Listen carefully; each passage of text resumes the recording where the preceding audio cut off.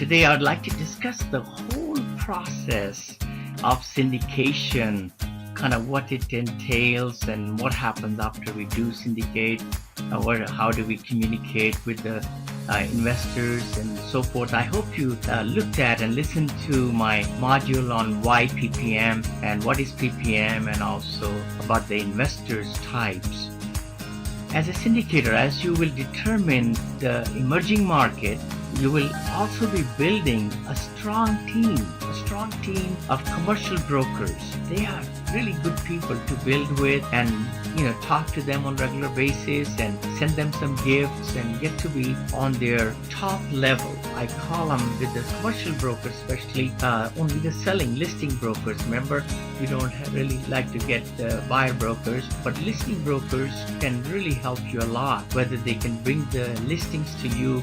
We call them as pocket listings, which they put them in the pocket for a few days or a week or so before even they tell anybody about it, or even pre-pocket listings when the ink is not dried up. In other words, those are the best listings. We always keep on asking them, by the way, what other deals are you talking to? What owners are thinking about selling in this particular market? And we can grab that deal before even it comes out in the open. Remember, LoopNet and CoStar, they're good websites, but a lot of times the properties, when they come out that much in the open for the whole world to see, they've gone through about 5 layers. The pre-ink, we call them, pre-pocket, then pocket, then in their office or with their friends, they give that listing for a few days so that friends could find a buyer. Then their office floor, they give it to them.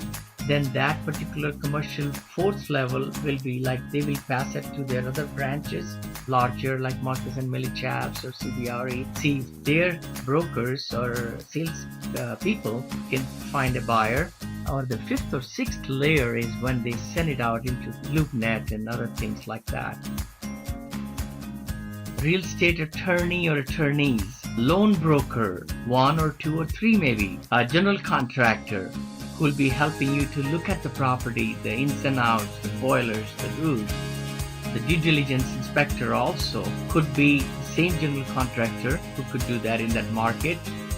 Maybe appraiser. It's good to build in your team an appraiser, because they can also give you some leads of some properties coming on the market, or they could give you an idea whether what you're trying to pay is the right amount or wrong or less or more. A commercial property management company is a great 2 or 3 companies to talk to in that market, emerging market, to get their feelings. What part of town is nice and not nice, and how are the collections, and what are the vacancy rates, and kind of find out from them, really digging into what has happened in the past 5 years, or what's the progress going to be in the next 5 years or 10 years, and how have they seen that part of the emerging market or growth or value add, different things like that. You could find out the rent comparisons. Of course, the broker should be also providing you a lot of this stuff. We have 2 companies. One is the acquisition part of it. The other one is the management part of it. So we do both together.